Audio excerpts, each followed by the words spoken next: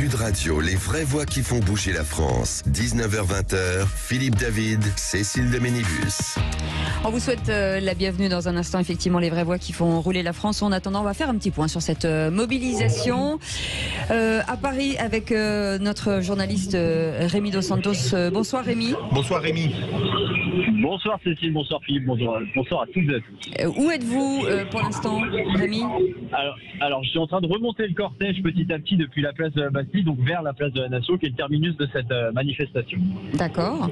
Et il y a encore une mobilisation importante? Il y a une mobilisation très importante. J'ai atteint la place de la Bastille vers 17h40, 17h50. Il a fallu plus de 3 quarts d'heure pour que je voie la fin du cortège, que je suis donc en train désormais de remonter jusqu'à Nation. Il y a beaucoup de monde, il y a beaucoup de chants, il y a beaucoup de professions différentes. J'ai vu les pompiers, j'ai vu les douanes, évidemment des étudiants, des professeurs. Il y a vraiment tous les âges également.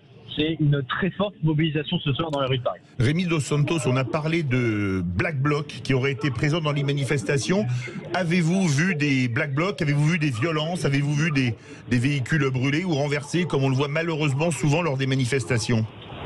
Eh bien, je n'ai rien vu. Depuis que je suis cette manif, je n'ai vu juste une vitrine d'un abribus qui a été cassée. C'est la seule chose que j'ai vue, c'est la seule dégradation que j'ai pu constater. Les policiers sont présents sur certains axes, mais très peu visibles. En arrivant même sur le place de la Bastille, j'ai vu des policiers détendus qui rigolaient entre eux, certains d'ailleurs qui partaient, qui finissaient leur service. Il semblerait que ce soit côté manifestant ou côté force de l'ordre, il y ait une vraie détente, on est tranquille. Et du coup, eh bien, ça, pas de heure, pas plus que ce qu'on a vu au tout début de la manifestation, au départ du cortège. En tout cas, des populations entre jeunes, on nous dit qu'il y a beaucoup aussi de retraités qui sont venus justement aujourd'hui à cette mobilisation. Exactement, j'ai eu l'occasion de parler avec Monique, qui est jeune retraitée de l'éducation nationale et qui a dit qu'elle était là pour offrir un avenir un peu plus facile et agréable à vivre à ses enfants, ses petits-enfants, évidemment, toutes les jeunes générations et évidemment bien beaucoup de retraités ici et là qui sont venus pour manifester contre cette réforme, en effet. Merci beaucoup en tout cas, Merci, Rémi Dos Santos. Merci beaucoup pour ce direct. Et puis, on refera forcément un point. Merci d'avoir été avec nous. Et tout de suite, les vraies voix qui font rouler la France. Sud Radio, les vraies voix qui font bouger la France. 19h-20h, les vraies voix qui font rouler la France. Il va falloir que cette voiture soit conforme. Vous voyez l'automobile derrière moi? Écoute, on va pas s'engueuler pour une bagnole. Eh bien, elle est absolument impeccable. Nous avons les béquets, ce qu'on appelle les béquets. L'auto, monsieur Fernand, l'auto. Eh bien, avec ça, vous êtes sur une autre galaxie. Ah ouais. Ça pousse. Bienvenue dans les vraies voix qui font rouler la France avec au sommaire de cette émission Jeep, la marque culte et iconique désormais entité du groupe Stellantis, le célèbre constructeur ancien américain de 4x4 et de SUV accélère sa transition énergétique en révélant son premier véhicule 100% électrique. Il s'appelle l'Avenger et lieu cette semaine voiture de l'année. Guillaume de Boudemange est avec nous, directeur de la marque Jeep France. Il sera avec nous dans quelques instants. Les files d'attente vont-elles à nouveau s'allonger devant les stations-service? Forte mobilisation du côté de la CGT Pétrole. La CGT annonce que de 70 à 100% de grévistes suit le mouvement dans la plupart des raffineries du groupe Total. Plusieurs stations-service connaissent déjà des ruptures de stock.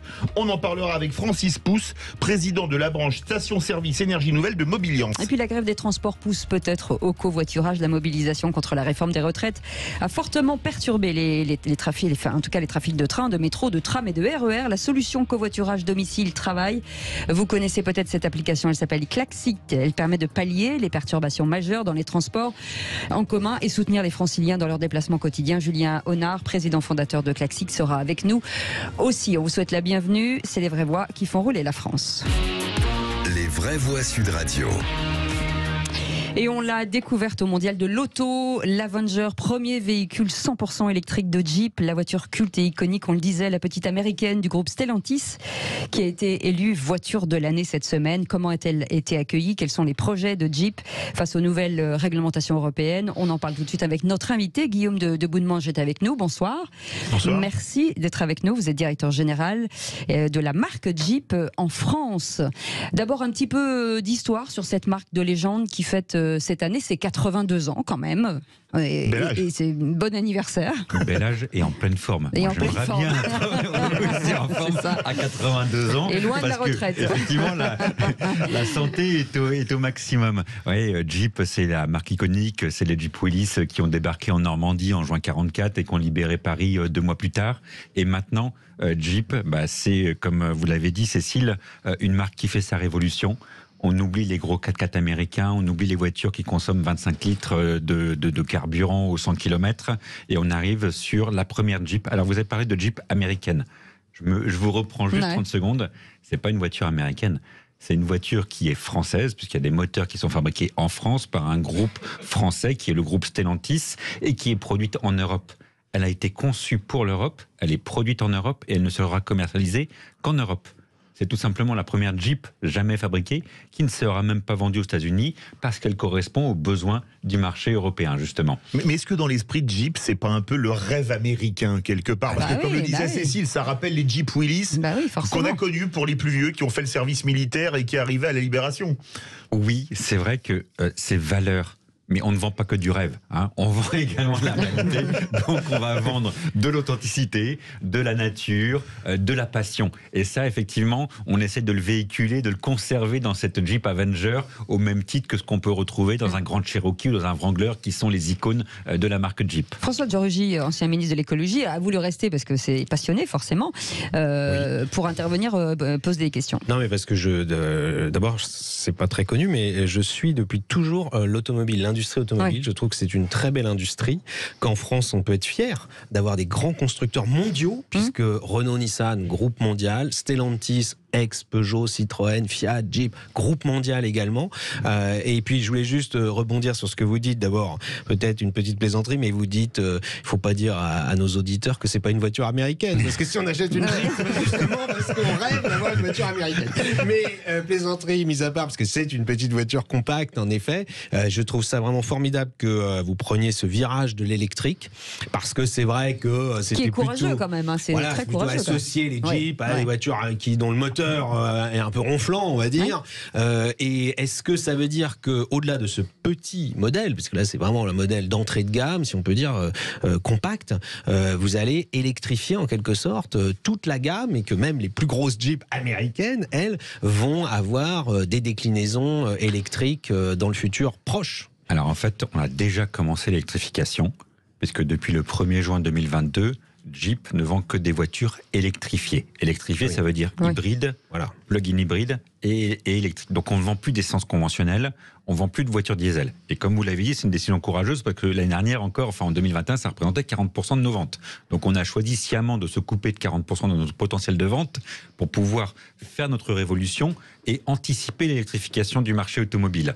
Maintenant, à moyen terme, notre CEO, Carlos Tavares, l'a annoncé, en 2030, 100% des produits Stellantis ne seront qu'électriques. Donc du 100% électrique. Donc on arrêtera les hybrides, on arrêtera les plug-in hybrides et progressivement on se concentrera uniquement sur les électriques. Et le plan produit de Jeep va anticiper justement un petit peu cette mesure que Carlos Tavares a annoncée pour faire notre révolution avant les autres marques. Et puisque vous ne vendez pas du rêve, est-ce qu'on peut parler prix? C'est-à-dire, est-ce que cette voiture Avenger, elle est abordable pour des Français qui achètent une voiture neuve? Donc vous allez continuer à rêver. Attention que ça vire pas au cauchemar. Non. Donc vous allez continuer à rêver. Donc le premier prix de Jeep Avenger, 36 500 €. Avant le bonus. Avant le bonus. Donc je dis ça parce que moi je me suis battu quand j'étais ministre pour que le bonus soit assez élevé. Et il est quand même de 5 000 €. 5 000 €, voiture de cette voire 7 000 € pour la moitié des Français. Et il y a également une prime à la conversion de 2 500 € également sur ces voitures électriques. On peut cumuler tout ça. Et vous pouvez cumuler les 7 000 plus les 2 500. Après, on n'a pas envie de parler de prix catalogue comme ça. On a envie de parler de mobilité, on a envie de parler d'abonnement, on a envie de parler de mensualité, un petit peu comme quand on utilise un téléphone, et on a une offre de mensualité à 199 € par mois. Donc c'est une Jeep qui fait rêver et qui rend le rêve concret et vivant, on va dire. Vous restez avec nous. Vous restez avec nous. On va en parler dans quelques instants. On a plein de questions, vous avez vu, à vous poser. Parce que c'est quand même. Quand je dis que c'est iconique, forcément. Et on parlera de tous ces fans. Comment on a fait la transition, justement, d'un fan à un autre avec des modèles plus thermiques. On se dit, ouïe, le bruit de la voiture. Est-ce qu'on. Voilà. Bref, plein de questions à vous poser. Vous voulez poser aussi vos questions. 0826 300 300. Est-ce que vous aimez les Jeeps? Est-ce que vous avez acheté une Jeep? Est-ce que vous aimeriez en acheter une? Et c'est peut-être le moment. Bienvenue dans Les Vraies Voix qui font rouler la France. À tout de suite. Sud Radio, les vraies voix qui font bouger la France. 19h-20h, les vraies voix qui font rouler la France. En tout cas, cette voiture va faire rouler la France, ça je vous le dis. C'est la Jeep présentée au Mondial de l'Automobile, élue voiture de l'année, l'Avenger, premier véhicule 100% électrique de Jeep. Et pour en parler, le directeur de la marque en France, Guillaume de Boudemange, est avec nous. Merci beaucoup. Et on en parlait finalement de cette révolution, parce que c'est aussi une révolution pour les aficionados, parce que Jeep fait partie de ces marques iconiques qu'on adore. D'autres marques, on peut changer de voiture, mais quand on aime Jeep, on roule Jeep forcément toute sa vie, et de passer du thermique à l'électrique, gloops, et pourtant ça passe. Alors gloops et pas regloops. Pourquoi? Tout simplement parce qu'en fait le moteur électrique a un couple qui est disponible plus rapidement et de façon plus forte, incisive. Et donc on a une courbe de couple très très forte. Et qu'est-ce que vous voulez quand vous promenez, quand vous faites un peu de franchissement, etc. Vous voulez du couple disponible rapidement. Donc ces Jeeps électriques, elles ont des capacités de franchissement qui sont encore meilleures que les Jeeps thermiques. Donc les aficionados qui aiment crapahuter, qui aiment faire du off-road quand c'est permis, le off-road, c'est aller sur des chemins de montagne, c'est aller dans la forêt, c'est aller sur des domaines privés, on est bien d'accord. Oui, donc, ce qui veut dire off-road en dehors des routes. Oui, voilà. C'était pour nos auditeurs qui ne sont pas tous anglophones.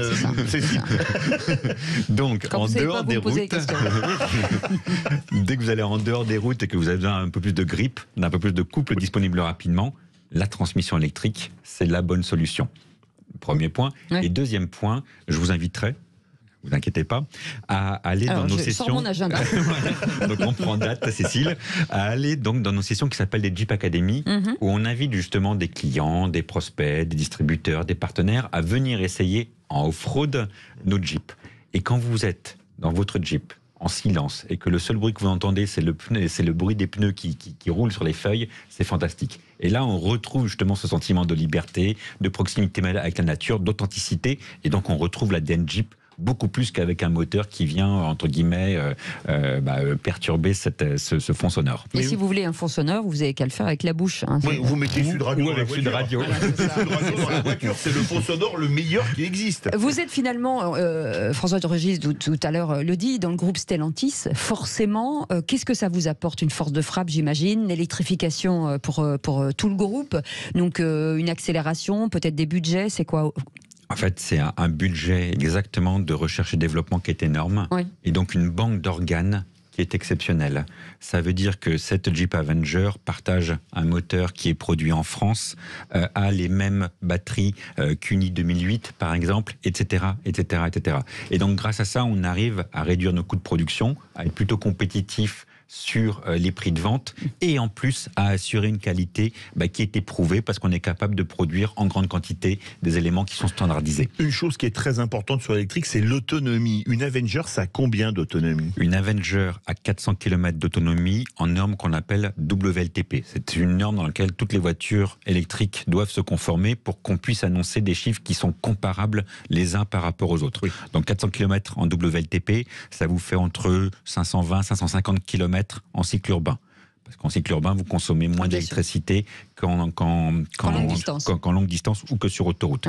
Et donc, du coup, c'est une voiture, je pense, qui coche toutes les cases, qui est très polyvalente et qui n'est pas trop lourde, qui n'a pas une batterie qui est trop importante, mais qui est suffisante pour pouvoir assurer ce fameux niveau minimum d'autonomie qui va garantir et qui va donner de la tranquillité, de ce qu'on appelle le peace of mind à un utilisateur, parce qu'il sait qu'il aura suffisamment d'autonomie. Décidément, après le off-road, le peace of mind, il faut arrêter les anglicismes.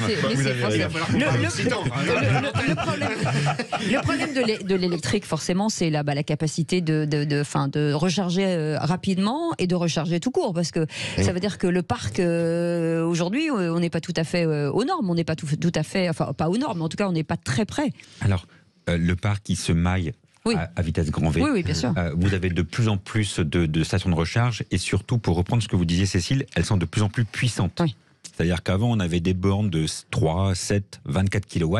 Maintenant, on trouve des bornes de 50, de 100 kW. Ultra rapide. Et donc, de 100 kW, votre batterie qui en fait que 54, vous la rechargez très très rapidement. En une demi-heure, vous regagnez pratiquement la totalité de vos 400 km d'autonomie. Et ça, c'est complètement nouveau d'avoir des voitures qui acceptent des rapidités de charge et des stations de charge qui sont capables de délivrer justement cette puissance pour la voiture. Donc, on a un maillage qui progresse. Et surtout, on a un temps d'immobilisation de la voiture qui diminue très fortement. Et là, tout le monde est doublement gagnant. Vous avez un grand patron, un CEO, Christian Meunier, qui finalement, le fait d'avoir un Français justement aux États-Unis loin, j'imagine que c'est mieux d'avoir un Français, c'est-à-dire qu'il défend les couleurs en tout cas de Jeep, de la France. Christian est français, Christian est francophone, francophile. Christian vient lundi prochain d'ailleurs en France rencontrer des distributeurs et continue à promouvoir la marque Jeep. Et c'est un atout exceptionnel pour nous, pour la marque, parce qu'effectivement, il oriente des choix. Il pousse des décisions, il nous favorise, nous, Jeep France, par rapport à d'autres pays. Et c'est un vrai bonheur de travailler avec quelqu'un comme ça qui est aussi supportive ou aidant dans le sens français du terme. Mais qui a aussi des très grandes ambitions pour la marque. Et qui a des très très grandes ambitions et qui a eu ses résultats. Oui. Parce qu'au-delà des ambitions, il faut avoir les moyens de ses ambitions. Lui arrive à obtenir les moyens de ses ambitions parce que la marque Jeep est globalement rentable. Donc du coup, c'est une marque sur laquelle on continue d'investir et qui a déjà eu des résultats très probants. Donc on a envie d'alimenter, entre guillemets, ce cercle vertueux. François de Rugy wants to talk. En français. Non, moi je voudrais juste rebondir sur la question de l'autonomie, parce que c'est vrai que ça fait peur à beaucoup, sans doute de nos auditeurs qui ont l'habitude d'une voiture à essence. On va à la station, il y a des stations à peu près partout, 5 minutes pour faire le plein et hop, c'est reparti. On a une autonomie souvent de 500, 600, 1000 km simplement avec un plein. Donc c'est vrai qu'il faut quand même dire la vérité aux gens. L'électrique, il faut changer un petit peu son regard sur l'autonomie. Mais ça n'est absolument pas insurmontable. Vous avez raison, moi je ne fais pas de la publicité spécifiquement pour votre Jeep. marque, bien sûr, mais pour la voiture électrique en général. Je voudrais d'ailleurs saluer l'évolution quand même des esprits. Il y a 4-5 ans, notamment au moment des Gilets jaunes, beaucoup de gens étaient très hostiles à la voiture électrique, disaient ça marchera jamais, on veut nous imposer ça, c'est pas bien, etc. Je vois que les esprits changent, alors les ventes augmentent. Assez rapidement. Voilà. En plus, alors c'est vrai que la clé, c'est qu'il y ait des bornes de recharge. Et donc, il faut dire aussi aux gens les choses simplement. Pour tous les gens qui habitent en maison, c'est pas compliqué. La borne de recharge, c'est leur maison. C'est-à-dire, ils pourront installer une prise renforcée qui permet de charger en une nuit sans aucun problème. En revanche, pour ceux qui habitent en immeuble, là, la loi a imposé aux copropriétés d'accepter le branchement, et il faut se battre. Et puis, dans les rues, et là, je lance un appel aux élus des villes. Je dois dire, je ne partage pas tout avec la majorité qui gère la ville de Paris, mais à Paris, il y a des bornes de recharge sur la voie publique, il faut le dire. Dans d'autres villes, je pourrais parler de Nantes, malheureusement, il n'y en a aucune. François, il faut que ce soit dans tout le territoire. Non, mais il faut que ce soit centralisé, parce qu'il faut prendre un abonnement là, qui n'est pas le même d'abonnement. C'est un problème, en effet. Je ne sais pas si les constructeurs, d'ailleurs, œuvrent. Moi, j'ai une voiture hybride rechargeable. Et je devrais avoir 10 cartes, 10 enregistrements sur 10 services différents et des abonnements pour pouvoir me recharger. Bon, comme c'est une hybride rechargeable, j'en ai moins besoin que si elle était 100% électrique. Je veux passer à l'électrique. Et il faudrait qu'en effet, il y ait un système qui soit interconnecté pour toutes les réseaux de recharge. Et qui permette de se recharger sur chaque carte, sur chaque borne de recharge, effectivement, avec qui soit complètement... Il le faut, parce qu'il y a un paiement à faire pour qu'on fait le plein. Les premières bornes de recharge électrique avec paiement par carte bancaire, donc qui sont des terminals de paiement qui sont complètement intégrés dans la borne électrique, viennent d'être lancés. Donc ça aussi, c'est peut-être l'avenir, parce qu'au moins, vous souscrirez peut-être une formule d'abonnement et vous pianoterez votre formule d'abonnement qui vous permettra d'avoir accès à une tarification qui sera beaucoup plus intéressante. En parlant de connecté, c'est une voiture l'Avenger, c'est une voiture très connectée. Si vous êtes passionné, en tout cas, vous ne serez pas dépaysé. Non, absolument pas. Le guideline, c'est une voiture jeune, connectée et féminine. Donc c'est tout à fait pour vous, Cécile. Vous avez entendu le donc, message? Donc si on est perdu au fin fond du Wyoming, on n'aura qu'à taper sur la tablette. Et là, on va être dans un état proche de l'Ohio, là. Sujet aussi important et très important, c'est le recyclage de ces voitures. Et je crois que les constructeurs aujourd'hui, mondiaux, forcément, n'y couperont pas. Il faut imaginer la voiture de demain et surtout d'imaginer comment on va l'absorber. Avec une norme européenne très exigeante, il faut le dire, en la matière. Donc l'éco-recyclabilité et ce qu'on appelle l'économie circulaire est déjà en place chez Stellantis.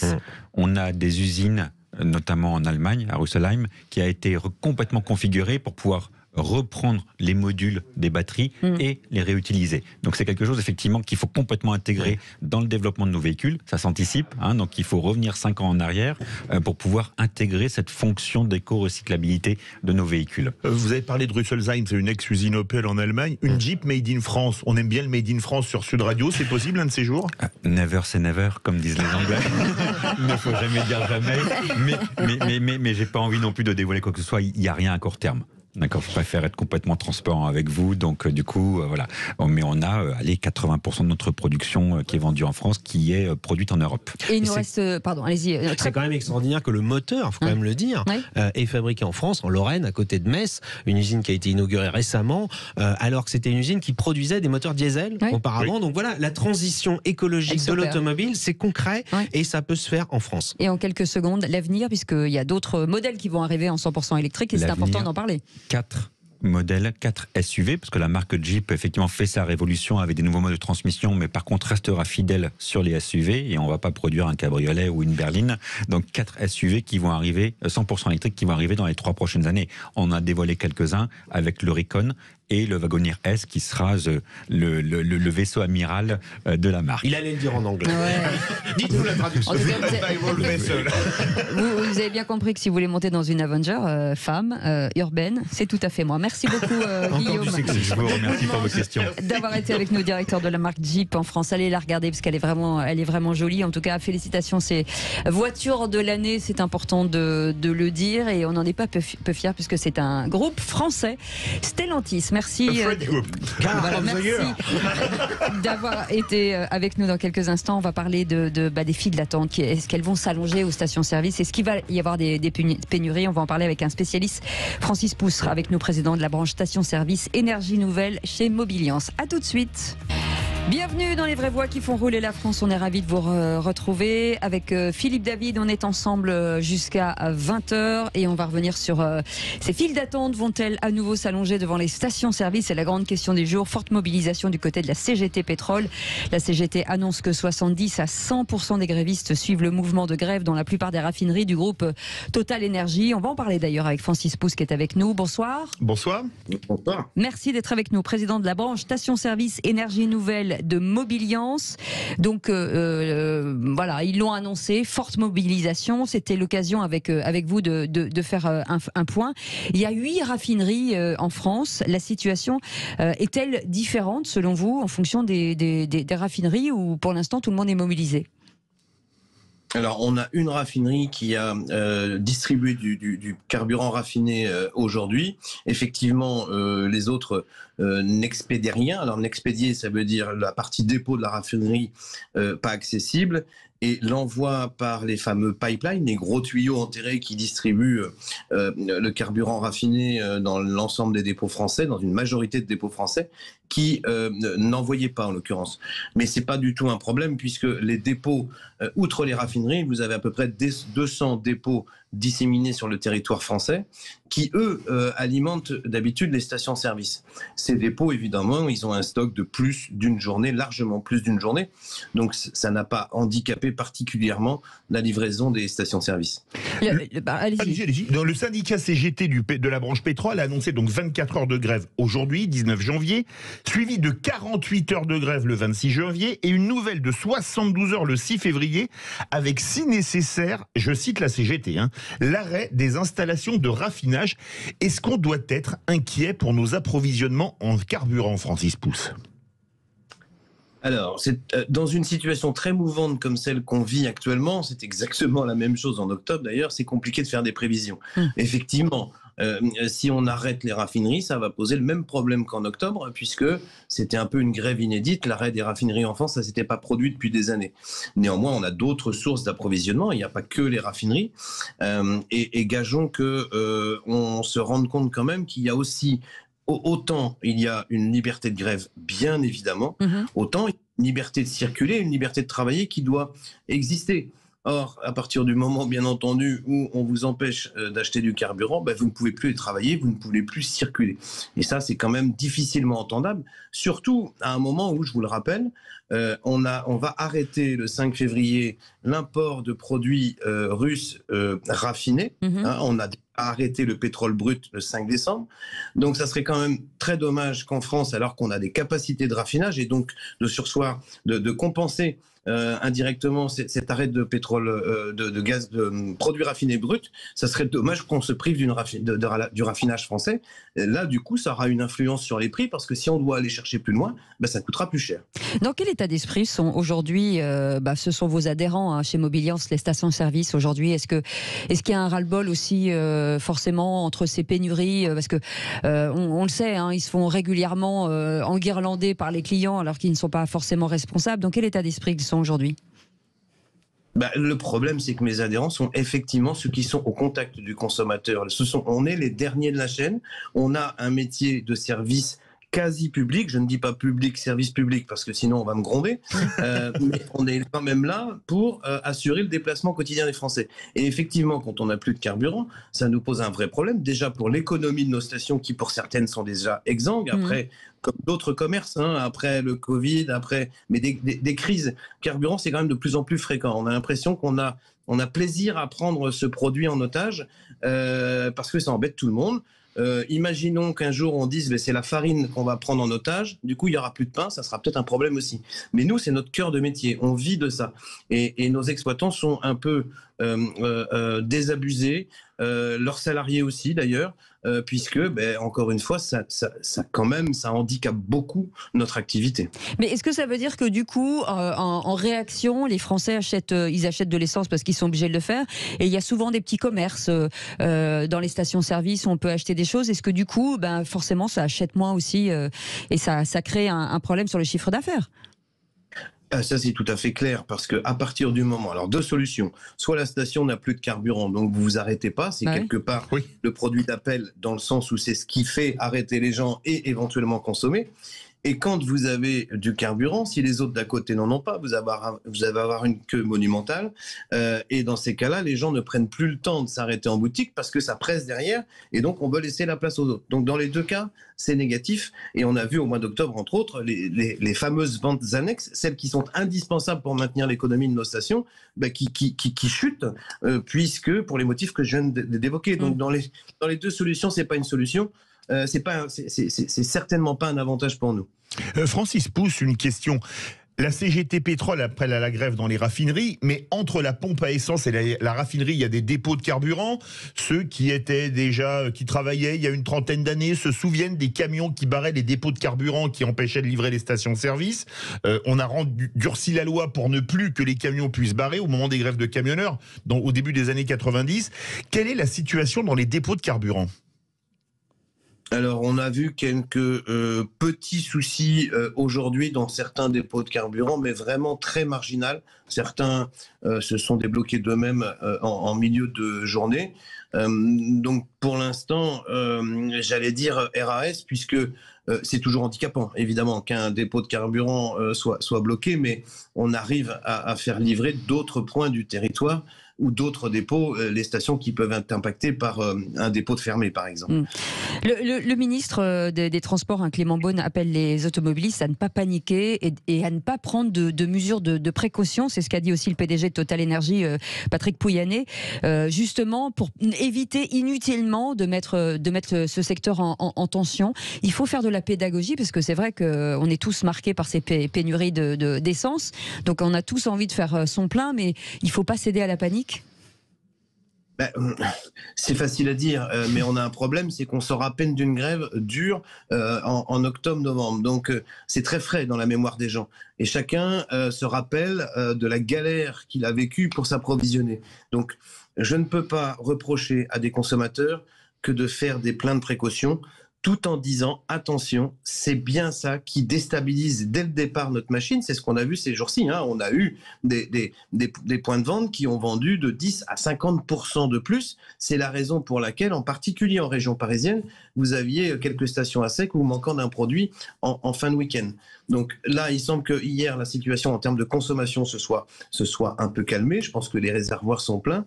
Mais néanmoins, oui, s'il vous plaît, si vous n'avez pas besoin de carburant spécifiquement, ne vous précipitez pas aux pompes parce qu'il ne faudrait pas que la logistique soit mise à mal avant même le début du conflit. Francis, pardon, allez-y. Une chose importante que j'ai envie de dire aussi, c'est que c'est pas parce que le prix du carburant augmente que les marges des stations-service augmentent. Ça, c'est important de le dire aussi, parce que on a toujours l'impression, moi j'ai vu des gens engueuler en disant oui, avec ce que vous gagnez sur l'essence, pas forcément.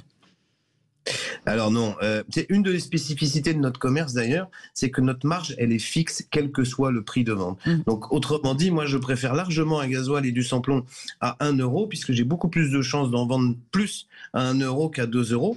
Donc c'est comme ça dans notre métier, mais ce qui nous aide, c'est évidemment qui ne nous aide pas, soit quand on en vend moins, et en période d'inflation. Parce que les salaires, et c'est normal, de nos salariés augmentent. Vous le savez bien, le coût des énergies, électricité augmente. Et derrière, l'équation, elle est compliquée. Surtout si on n'a plus ces fameuses ventes annexes. Mais Francis Pousse, on l'avait vu à l'automne, comme certaines stations n'avaient plus une goutte d'aucun carburant depuis des semaines. La seule pompe qui avait du carburant, on va dire, s'était pas gênée pour augmenter les prix. Je me souviens d'une photo qui avait fait le buzz, une station-service dans Paris Intramuros qui avait mis le litre de gasoil à 3 euros et le litre de sans-plomb à 2,99 ou 2,95. Là, on peut dire que certains, quand il n'y a plus de concurrence, en profitent, non ? Oui. Alors oui, et je l'ai dit à l'époque, évidemment, je ne cautionne pas. Néanmoins, ce qu'on appelle à l'intérieur de Paris même, les pompes trottoirs sont quand même soumis à des charges importantes. Ça n'explique pas, hein, mais sont soumis à des charges importantes. Et de plus, la municipalité de Paris a en projet de faire passer les droits d'occupation du sol de 1 à 10 très très bientôt. Donc ça ne va pas aider non plus la situation. Merci beaucoup en tout cas d'avoir... 1 à 10, ça fait quand même une sacrée augmentation. Là, c'est plus de l'inflation, c'est de l'hyperinflation. Là. Peut-être un petit mot sur le bioéthanol. Dommage que c'était peut-être finalement le seul carburant français un peu plus écolo, et le fait que ça augmente, c'est une catastrophe, Francis. Alors, c'est une catastrophe. L'écart de prix est toujours intéressant, à peu près 80 centimes. Néanmoins, pour vous expliquer très rapidement le fonctionnement de l'éthanol, qui est complètement différent en termes de prix, et qui est complètement différent que celui du pétrole. Grosso modo, le pétrole, il augmente tous les jours, vous le voyez, et ça suit derrière, dans un sens comme dans un autre, à la station. Les contrats d'éthanol sont, eux, établis à l'année, le plus souvent, avec les distributeurs et les pétroliers. Donc, autrement dit, le contrat éthanol de ce que vous avez acheté en 2022 a été établi en novembre-octobre 2021. Et ce que vous achetez en 2023 a été établi en octobre-novembre 2022, à un moment où le maïs, le blé, la betterave étaient au plus haut, et le gaz était au plus haut, puisqu'on a besoin du gaz pour fabriquer de l'éthanol. Donc tout ça, bien entendu, se retrouve dans le prix. Et plutôt que d'avoir subi la hausse toute l'année dernière, vous l'avez au 1er janvier. Alors espérons que la situation va se détendre et que les contrats vont pouvoir être négociés, ce qui est rare, renégociés en milieu d'année pour que le prix de l'éthanol descend. Merci beaucoup Francis Pousse d'avoir été avec nous, président de la branche Station-Service Énergie Nouvelle de Mobiliance. C'était très très clair. Dans un instant, nous on vous propose peut-être le covoiturage. Vous ne connaissez pas, vous n'avez pas essayé, vous devriez. On en parle avec Julia Honard, président du fondateur de Klaxit. À tout de suite. Les vraies voix qui font bouger la France, 19h-20h, les vraies voix qui font rouler la France. Et eux, il faut rouler la France. Bienvenue dans les vraies voix qui font rouler la France avec Philippe Davine. On est ensemble jusqu'à 20h. La grève des transports pousse au covoiturage. La solution de covoiturage domicile est Travail, Klaxik, vous connaissez.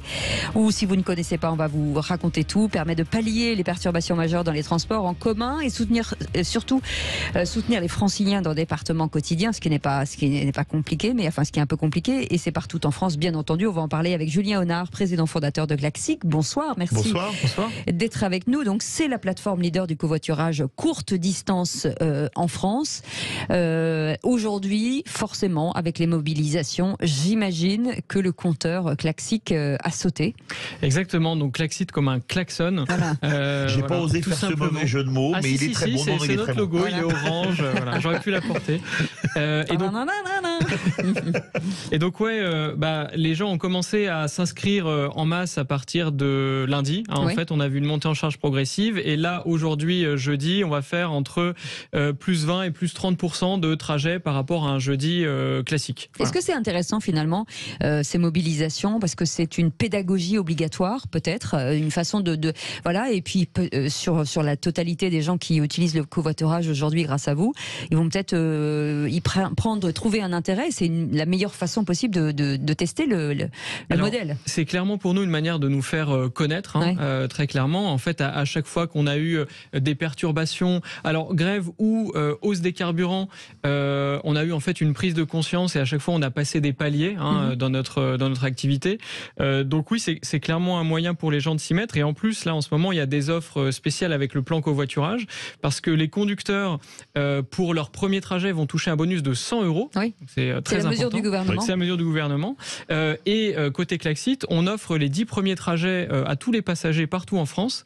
Et ensuite, si vous êtes dans une des 40 villes partenaires, là, vous êtes carrément en trajet domicile-travail illimité parce que c'est votre ville qui vous paye si vous covoiturez. Ah, c'est génial. C'est bien.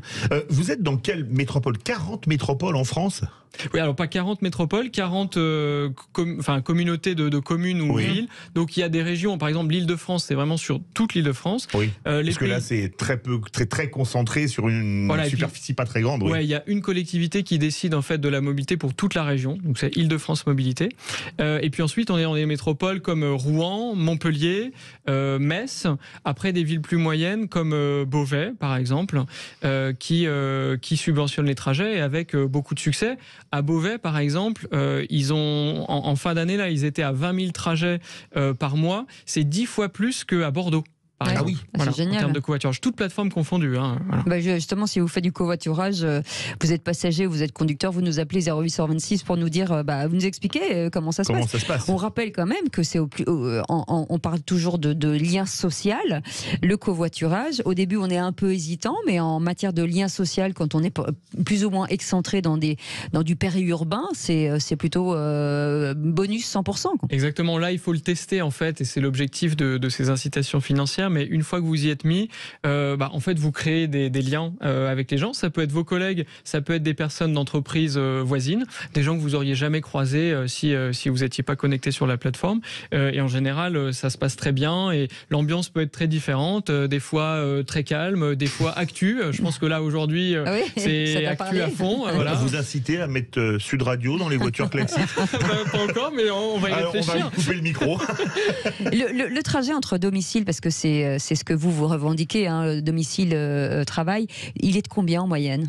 Alors, nous, c'est des trajets de 25 km en moyenne. Ouais. Donc, c'est quand même des distances domicile-travail assez longues. Ça fait quand même 50 km par jour. C'est énorme. Et c'est des gens qui se prennent de plein fait l'impact des prix des carburants. Donc, de toute façon, plus votre trajet est long, plus vous allez avoir intérêt à covoiturer pour partager vos frais. En moyenne, le gain pour un conducteur mensuel, au-delà du bonus de 100 € pour les premiers trajets, c'est 120 € par mois.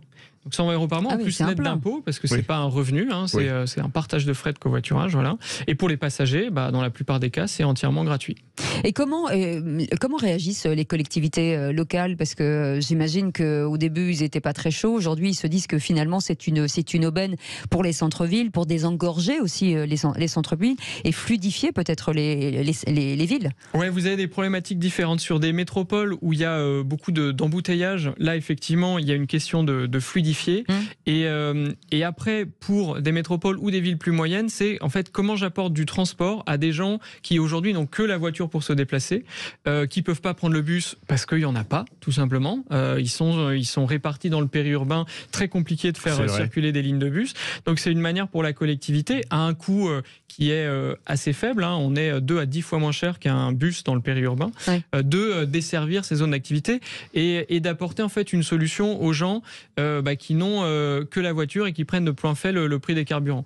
Et c'est beaucoup plus efficace qu'une remise généralisée sur l'essence, parce qu'en fait là, vous financez que ceux qui covoiturent, donc c'est que ceux qui en ont besoin. Clairement, ceux qui peuvent payer un plein assez cher, ils covoiturent pas. Donc c'est ciblé socialement. Et en plus, comme vous mettez plusieurs personnes dans les voitures, vous consommez moins de ressources pétrolières aussi. Donc vous mettez les gens dans une habitude où finalement, vous réduisez la dépendance à la ressource pétrolière. Et ça fait moins d'accidents forcément, puisque généralement vous êtes moins fatigué. Ouais, les gens sont plus attentifs. Du coup, vous conduisez pas forcément tous les jours. Souvent. Échange de bons procédés, comme on dit. Échange de bons procédés. Et ceux qui, à la base, avaient un peu peur de lâcher le volant en se disant je vais être dépendant de quelqu'un, etc. En fait, ils trouvent super sympa de se faire conduire au travail. Ils ont l'impression d'être en taxi, quoi. D'avoir un chauffeur. Et ça repose. D'avoir un chauffeur. Une question. Comment ça se passe? Parce que parfois on a les mêmes horaires pour commencer le travail avec les gens qu'on prend dans Klaxit, mais on n'a pas les mêmes pour la sortie. Puis on a parfois des impondérables qui tombent et on peut se retrouver dans la panade. Comment ça se passe? Alors vous avez deux types de personnes. Pour que ça se passe le mieux possible. Il y a des gens qui s'arrangent. Ils se mettent à deux et ils s'arrangent en fait sur les horaires, ils s'attendent, etc. Échangent de bons procédés. Après, ceux qui veulent être un peu plus flexibles, ils ont des équipages. Donc en fait, plusieurs conducteurs qui sont sur leur trajet et qui peuvent les ramener. Donc en fonction de à quelle heure part un tel, le soir je repars avec celui qui correspond à mon horaire. Et l'appli évidemment vous permet d'organiser tout ça simplement. Comment vous faites? Alors pour ceux qui nous écoutent aujourd'hui, on n'a jamais fait de voiturage, on va sur l'appli Klaxit, et qu'est-ce qui se passe? Alors donc là vous allez, si vous voulez proposer votre trajet en tant que conducteur, vous enregistrez votre domicile, votre travail, vous allez nous dire par quelle route vous passez la plupart du temps, et vous allez pouvoir sélectionner les points sur lesquels vous êtes prêt à vous arrêter. C'est-à-dire qu'on ne va pas vous imposer de détour. Comme c'est un trajet contraint que vous faites tous les jours, vous allez vraiment nous dire où vous êtes OK pour vous arrêter, et nous, on vous envoie des passagers qui sont prêts à venir sur ces points-là. Donc, pas de détour pour les conducteurs. Et puis, pour les passagers, et vous pouvez être les deux, vous vous inscrivez aussi. On vous propose tous les conducteurs. Vous pouvez même en contacter plusieurs d'un coup. La première demande, vous pouvez sélectionner, boum, les 15 qui sont sur votre trajet. Ça envoie des demandes aux 15, et puis les premiers qui répondent seront vos heureux conducteurs. Mais on les choisit comment? Est-ce qu'on peut choisir la voiture? Parce que j'imagine que la voiture c'est important aussi, de monter dans une voiture. Entre une Twingo qui est à 100 000 et... Non mais c'est pas ça, avec un énorme dog allemand. Alors les gens vont rarement... des chiens, là où... mais les gens vont rarement au boulot avec leurs animaux de compagnie. Non mais ça c'est important parce qu'on est vraiment sur des trajets professionnels. Donc déjà vous n'êtes pas dans une voiture pour 3-4 heures. Vous êtes pour un trajet domicile-travail. Les gens sont apprêtés pour aller au travail. Ils se comportent aussi dans la voiture déjà comme s'ils étaient à la machine à café. Vous voyez, c'est pas un trajet pour partir en vacances. Donc après, il y a des affinités qui se créent, mais au départ, c'est un comportement assez pro. Et aussi, les gens viennent à l'heure, du coup, parce que eux, ils vont bosser. Ils savent que ceux qui transportent vont bosser aussi. Donc, globalement, les horaires sont respectés.